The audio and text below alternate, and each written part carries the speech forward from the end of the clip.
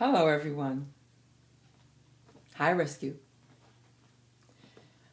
The most essential point to grasp if you want to understand Jessie Penn Lewis and her point of view on deliverance, setting captives free from demons, then we've got to grasp her point on what she refers to as passivity.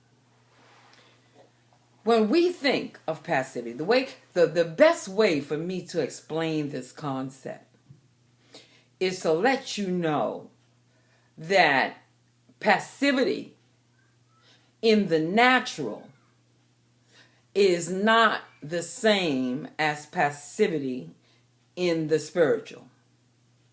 For example, there are passive people.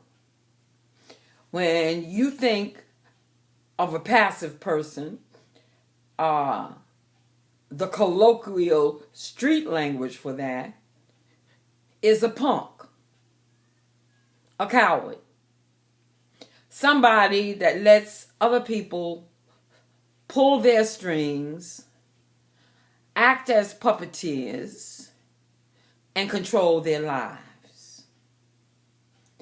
Recently, I was counseling with a husband,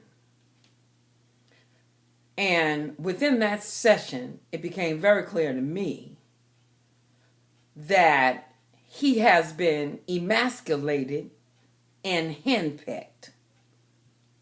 Handpicked, whatever. That's when a wife takes complete control over everything, and the husband passively or timidly not exercise his rights, his free will, his thoughts, his opinions, and allows the wife to just completely run over him.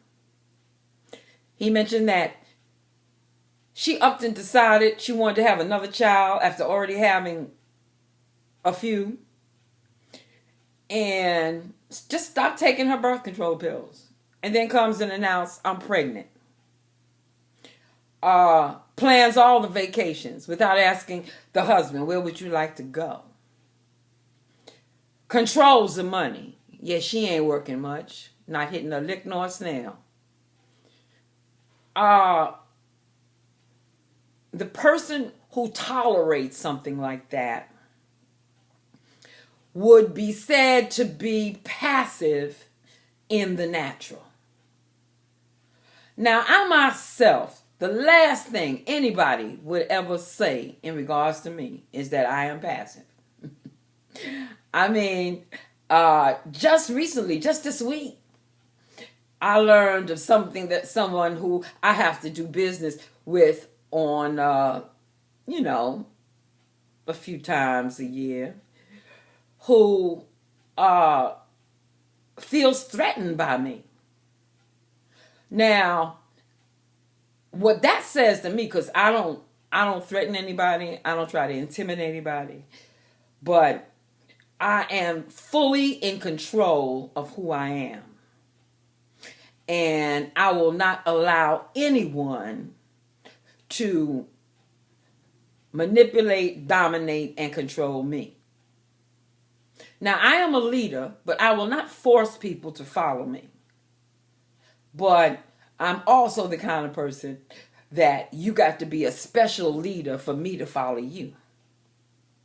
So I'm the last person from the time I was 2-3 years old, staring people in the face and telling them, don't lie to me about Santa Claus. I mean, I am the kind of person who naturally would be called either aggressive or assertive. And no one would think of the word passive as it becomes to me. But guess what? According to Jessie Penn Lewis and her spiritual definition of passivity, I definitely was passive. I say was. I was.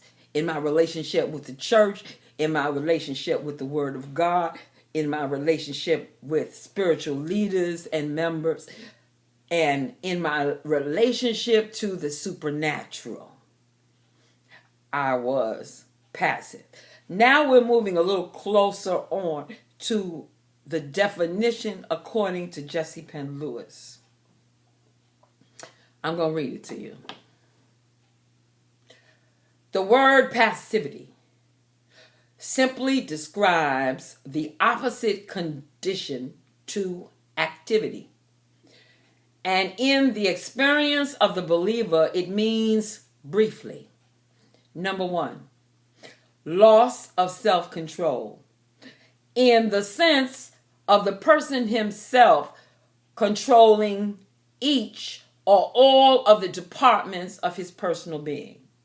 And number two, loss of free will, in the sense of the person himself exercising his will as the guiding principle of personal control in harmony with the will of God.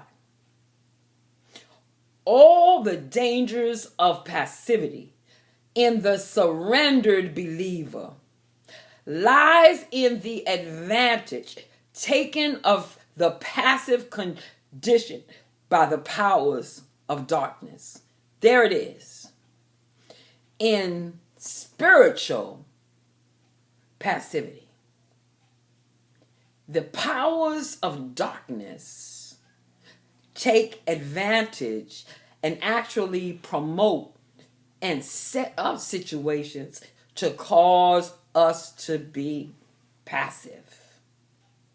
You know, when I think of the institutional church and all of the crazy doctrines and practices, that unthinking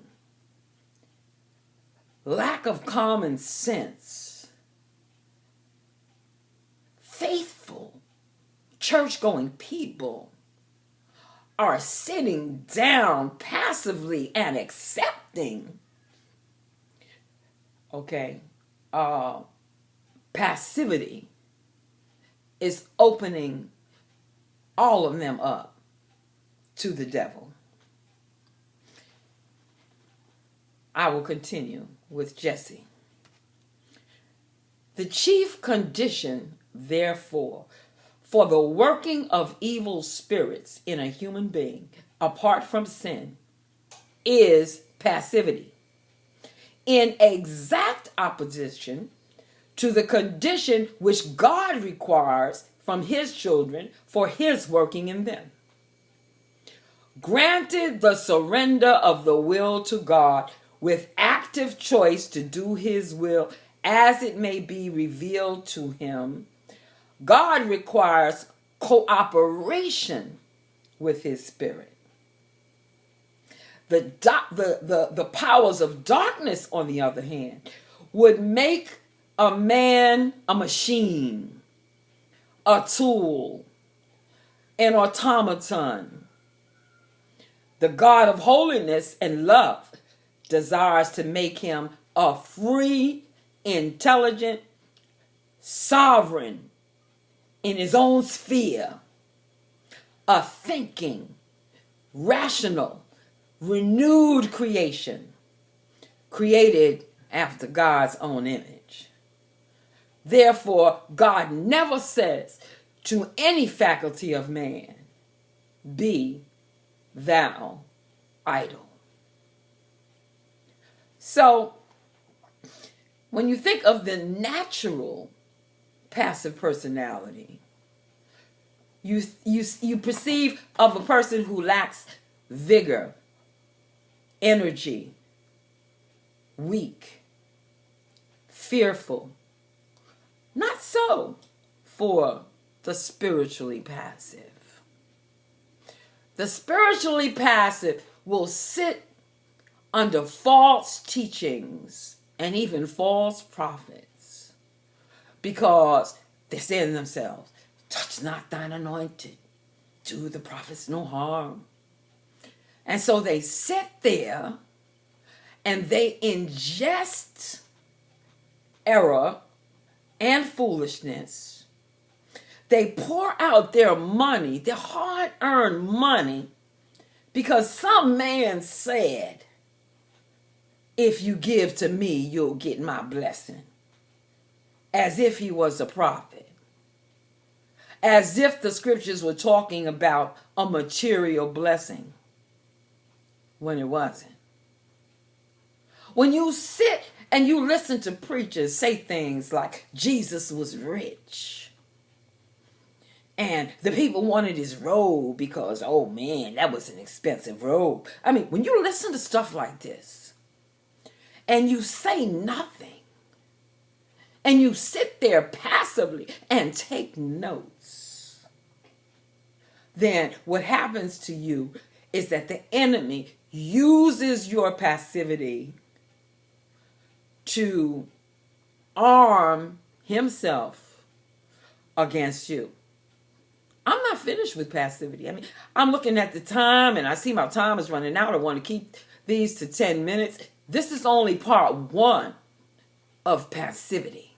Okay? We shall continue.